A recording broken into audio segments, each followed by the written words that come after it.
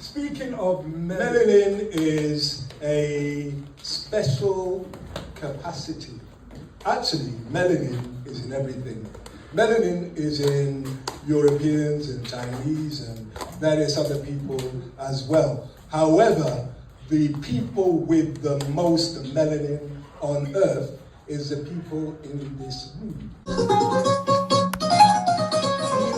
I said at the beginning, there is no time and no place where there has not been we people, whether it be Iceland, Finland, whether it be here in the UK, we were the first ones here. We were the first ones everywhere. We are everywhere and everywhere. It's important to hold these things in mind. So being that we are everywhere and everywhere, how do we make use of melanin? Well, I'm going to tell you a story. And the story is a story that many of you may have heard before. And it begins, as many of my stories do, far from here, but near to there. I said, in a place far from here, but near to there. In a place far from here, but near to there. Tanaka wandered the dust bowl of his land, Ire, looking for food in this dried up land. This story is called the Golden Seed. The Golden Seed is your melon. So he wandered the dust bowl of his dried up land, looking for dried out tubers, hoping that he or his wife or somebody would be able to boil some moisture back into these dried out hard food. Tanaka remembered how the land got to be so. It had not always been that way.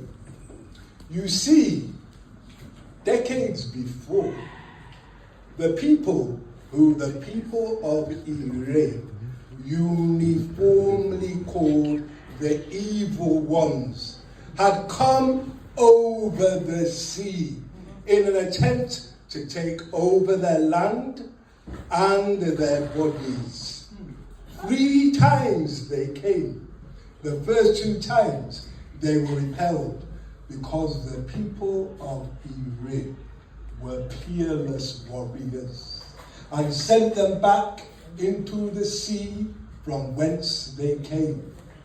But the 3rd time they came with a dread and malevolent sorcery.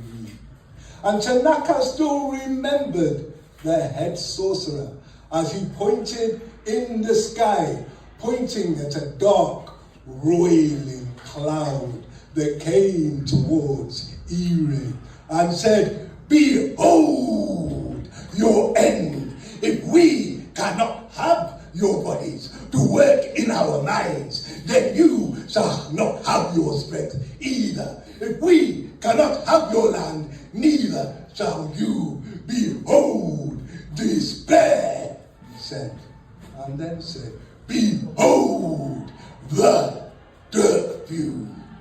As this cloud landed on the ground and caused all the plants to die on contact, weakened the warrior limbs, took the strength and the motivation away from the people. And so Tanaka wandered the dust bowl of his land, Ire, looking for food to feed his family, who suffered from that disease of lack known as kwashiorkor. Now Tanaka had a son. This son had what can only be called eternal optimism. His son was called Imani, which those of you who understand Swahili means faith. Imani would thank his father for the dried out yam as if it was the highest delicacy. Imani was loved by everyone, and Imani loved everyone. And Imani decided that the very next day he was going to go on a journey of salvation for Ire. And the next day, so said, so said, so, just checking your awake. So the next day, so said, so done. Imani went on his journey. He walked along a dried out riverbed. And the people of Ire had a mystical ability to be able to smell water. So he was not thirsty. Every so often, he would stop and he would dig and he would drink. So every time I say he would dig, we say, and he would drink. So he would dig, and he would drink, and he would dig, and he would drink, and he would dig, and he would drink. and he continued along the way, walking and walking and walking. And every so often he would stop and he would dig, And he would drink, and he would dig, and he would drink. and he would actually, come on now, if he would drink, is that how you drink? Is that really how you drink? He would dig and he would drink. Is that how you all drink? So let's say again. He would dig And he would drink. Okay, so he's drinking. The rest of you are just saying he would drink. So let's try again. He would dig. And he would drink. There are more of you drinking now. Let us see if anybody can drink. And he would dig. And he would drink. Okay. So he carried on walking, and eventually he smelled water. But this time he also smelled a strange, spicy, aromatic scent. And when he dug, his hand closed on a seed, a golden seed, shining with a golden inner light. And when he closed his hands on that again, he was suddenly in a completely different place. He was in a tree-lined valley with a waterfall cascading at the end of the valley. And he walked towards the waterfall, and he walked through the waterfall. It felt so good. And he walked into a cavern, a crystalline cavern, crystal covered, crystal covered from floor to ceiling.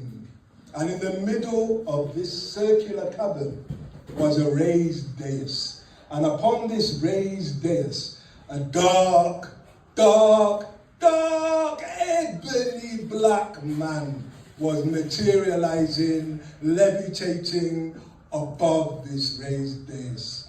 And this man pointed at Imani, and he said, "Imani, what is that in your hand?" Apart from being completely amazed that this elder knew his name, he was surprised that he knew that he had something in his hand. And he said, "It's a golden seed." And the elder said, "It is the salvation of Ire. Let me see the seed." And he opened his hand, and the seed flew from his hand into the elder's hand. And the elder spoke to the seed. And he listened to the seed. And then he threw the seed back to Imani. And he said, "You must take this seed and plant it in the center of what used to be the sacred grove of Ire, and all will be well.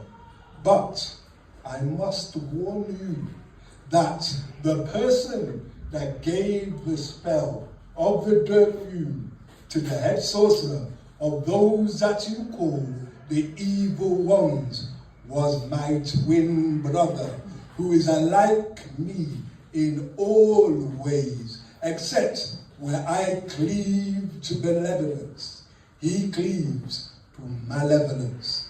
He will either come for you or send for you, but you must not give in to fear, for if you do, you are lost. Now Imani was an eternal optimist, but hearing that somebody as powerful as a man that could levitate and materialize was coming for him did not fill him with confidence. Imani felt fear. But then the elder said, and to make sure that you overcome your fear, I will give you this magic word or this magic phrase. And the magic phrase is, Ashe, Ashe, Ashe, oh. The magic word is, Ashe, Ashe, Ashe, oh. Imani felt a little better. Not fully better, but a little better. So he took the seed and the elder pointed towards the exit. And Imani walked through the tunnel towards the sunlight that he could see at the end. And as he walked, he heard this strange, slithering, kind of growling sound behind him. So he began to speed up, and he heard this sound. So he ran, and he ran, and he ran, and he burst out of the tunnel, and he turned around, and this huge slug-like creature came out behind him and stood on stubby legs with stubby arms, but with long claws, and a circular mouth with fangs, and pointed at Imani's hand, and pointed at the seed, and said, "Mine, give it to me." And Imani held the seed and said, "No." And this slug-like creature pointed at Imani, and sizzling blue electricity flew into Imani's direction. And Imani, remembering the love in his heart and the seed in his hand, said the magic word, which was, just checking. He said, Ashe, Ashe, Ashe. Suddenly he was in a completely different place. He was in a whirlpool, and he began to spin and spin and spin, and he spun and he spun and he spun and he spun and he spun and he spun, and he began to sink. And as he began to sink and the water filled his nose and his mouth, he remembered what he had in his hand, and he held the seed, and he said the magic word, which was Ashe, Ashe, Ashe. He was back on the land. He was back in Ire. But it was the time before the dirt fume.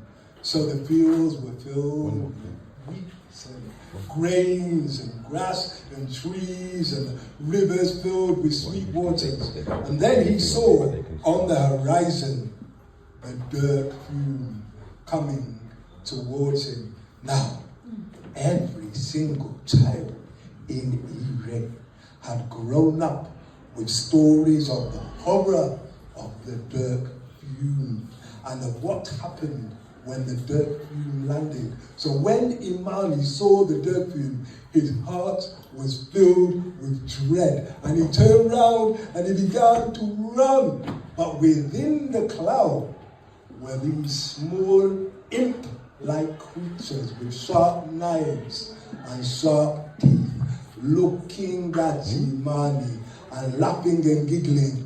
Come on, give me an impish evil laugh. Not bad. You guys were good. Give me an impish evil laugh. What are you saying, Theo? What's wrong with? Wait, let's try again. Impish evil laugh. Impish evil laugh.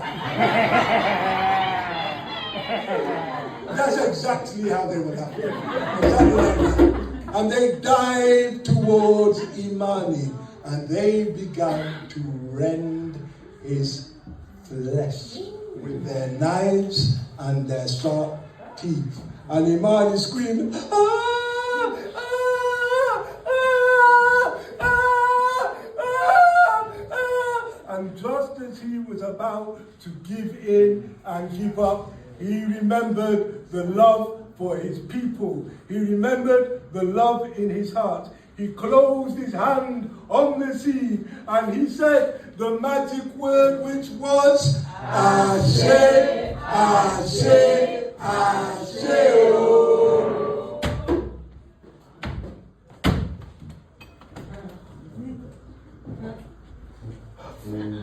There was not a single mark on him.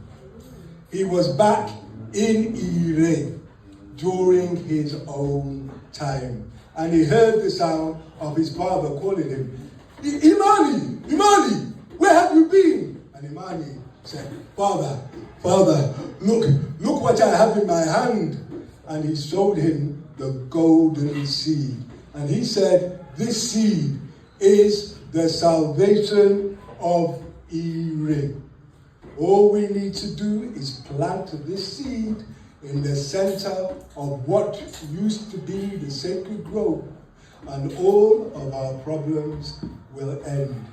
Now, his father knew that Imani did not make up rubbish. So his father immediately called the elders and called the people. And the people went en masse, holding hands, surrounding Imani. And Imani sat in the center of them, in the center of what used to be the sacred grove. For they knew that even though the sacred grove was no longer there, they were the sacred grove. They were the sacred grove. And so Imani sat in the center of the sacred grove, and he took this golden seed, and he planted the golden seed, and he said the magic word, which was Ashe, Ashe, Ashe. Except because of his trials and tribulations, he said it more like this: Ashe, Ashe,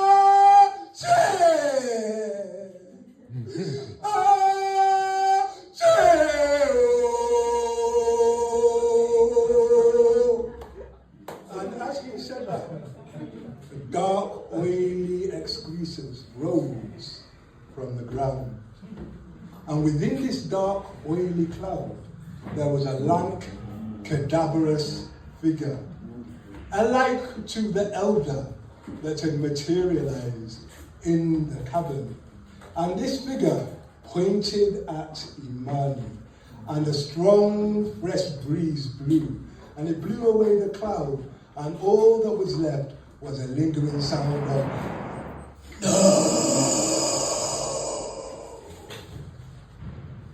and the cloud disappeared. And as the cloud disappeared, suddenly shoots began to pop out of the ground.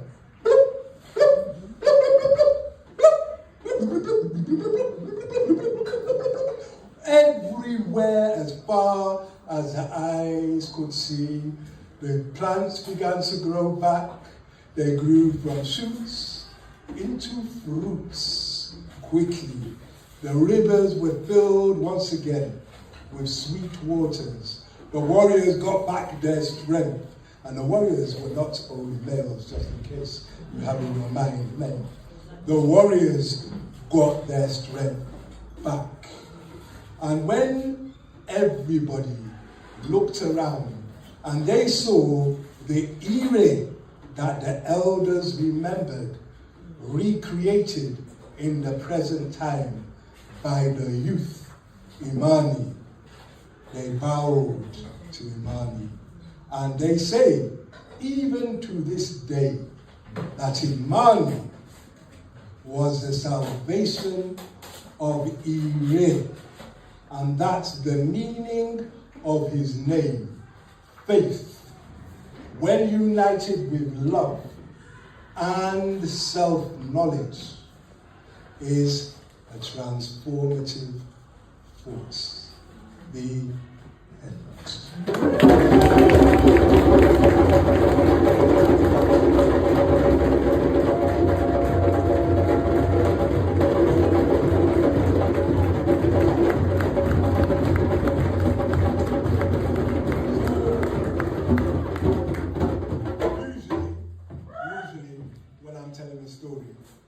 feel like yesterday, like pacing about, looking at me, but I've actually finished at 9 o'clock. That is pretty good.